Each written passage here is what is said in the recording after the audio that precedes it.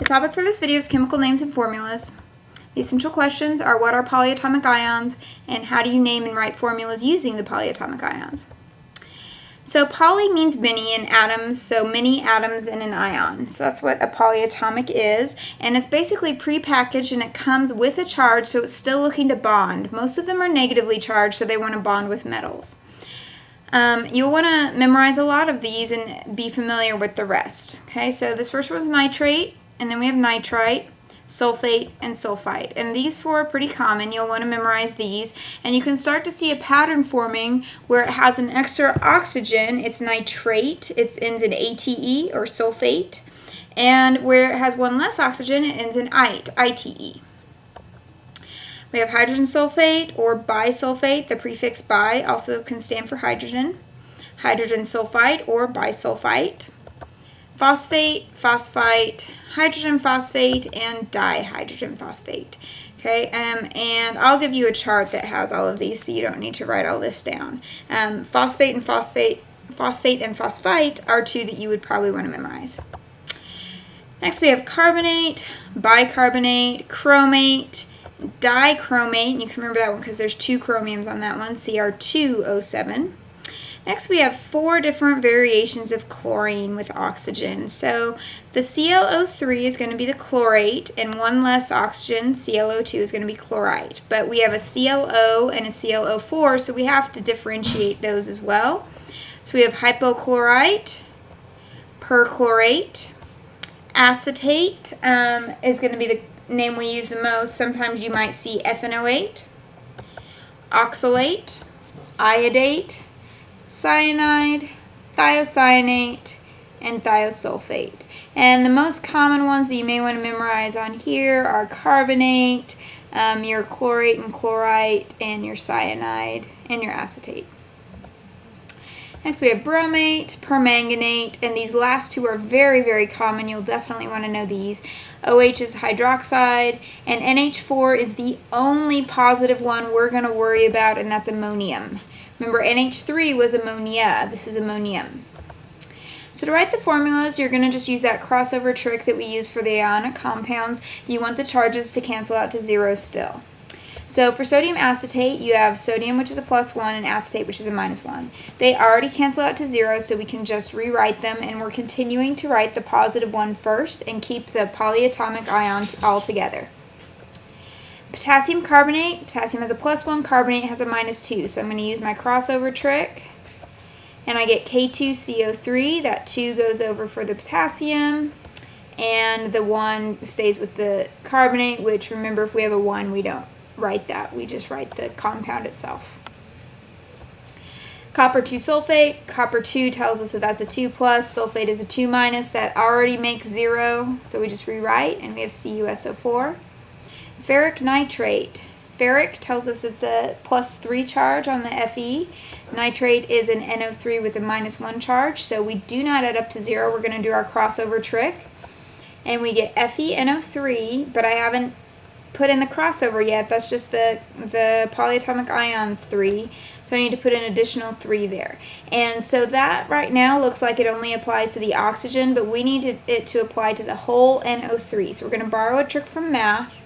We're going to put that in parentheses, and just like in parentheses it applies to everything, it's going to apply here. Plumbus chlorate. Plumbus has a +2 charge on lead, and chlorite is ClO2 with a -1. We're going to do our crossover trick, and because that 2 is going onto the ClO2, I have to add parentheses. So I only use parentheses if it's one of the polyatomics and there's more than one of them. Calcium hydroxide. I'm going to cross over, so that gives calcium OH2. Now right now that 2 looks like it's only applying to the hydrogen, so I need to quickly go back in and add my parentheses. This is correct, that is not. Okay, so make sure you have your parentheses in there if it's going to a polyatomic ion. A little more practice, we have ammonium dichromate. So ammonium is a +1, dichromate is a -2, and it's okay that we're combining two polyatomics. We still use the same rules of the crossover. So we start out with NH4. That 2- is going to come be the the subscript here, so I need to put parentheses here and add the 2. And then the 1 plus, well, 1 we don't need parentheses for, we're just going to rewrite the ion, Cr2O7. Silver thiosulfate. Silver we know is that +1 charge. We're going to do a crossover trick, and I get Ag2S2O3. And again, remember, we only need parentheses if the polyatomic has a subscript, and it didn't here because it was a 1. Potassium permanganate, that's a +1 -1, so that already cancels out to 0, so I can just rewrite KMnO4. Mercury 2 thiocyanate, so I'm going to do my crossover trick, and I get Hg parentheses SCN parentheses 2. Some more practice. Aluminum is a +3 and oxalate is a -2. I'm going to do my crossover trick. That gives me 2 aluminums and C2O4, and that needs to be in parentheses because I need 3 of those ions. Okay, lithium and dihydrogen phosphate.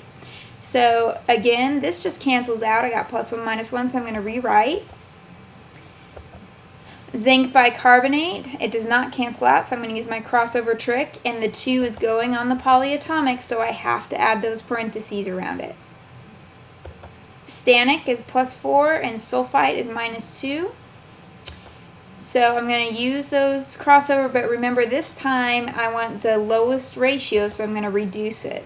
So it would put a 2 on the tin and a 4 on the sulfite, so I'm going to reduce that to 1 and 2. To name these, you pretty much follow the same rules as the ionic compounds. You name the cation, then the anion, so it's the positive and then the negative. And then you use the Roman numerals for metals that have multiple oxidation numbers. So this is essentially just the same as it was before, except you need to now know these polyatomic ion names. So Al is aluminum and NO3 is nitrate. And aluminum only can be +3, so we don't need to worry about Roman numerals. Na is the sodium, and ClO4 is the perchlorate. Okay, and the way you tell if it's all written together like that is you go ahead and go with just the first element, name that, and the rest is going to be the polyatomic ion. There's only one exception to that, and I'm going to show you that in a second. It's actually our next problem here, NH4. If you see that, that is ammonium. So if you see that combination, and then the OH is left, and that's hydroxide. That's the only time that you will, the first name will include more than one element. Ba is barium, and then Cn is cyanide, so we got barium cyanide. A little more practice. Copper has more than one possible charge, so we need to figure out what SO4 was, and that's a -2, and since there's no other subscripts on here, it's a +2. So it's going to be copper 2 sulfate or cupric sulfate. Okay, next we have PbCrO4. Pb is lead, which also has multiple possible oxidation states. So we need to know what CrO4 is, and I believe that's a -2, so Pb has to be a +2. So it's lead 2 chromate or plumbous chromate. Fe, iron, is another one we have to watch. NO2 is a 1-, and there's 2 of those, so that means Fe has to be a 2+. So iron 2 nitrite or ferrous nitrite. And then tin is another one we have to watch for. That's going to be tin 4-phosphate or stannic phosphate. And this is how we figured this out. There's 3 tins and there's 4 phosphates. And we know all the phosphates are -3. So if there's 4 of those, that makes -12, which means these 3 together have to equal +12, and they're all going to be the same, so they're 4. We've got strontium carbonate here. Again, we're going to just name the very first element, and then the rest will be the polyatomic. This next one has a K, so that's potassium, and then we look at the rest, and that's hydrogen phosphate. Number 3 has a cadmium first, and then acetate. Number 4 has a chromium, and this is one of the ones that change. So I look at nitrate, has a -1 charge, and there's 3, so it's -3. So chromium has to be a +3. Chromium 3 nitrate or chromic nitrate. Number 5, we have silver. Silver is always the same number. And then we have SCN, which is silver thiocyanate.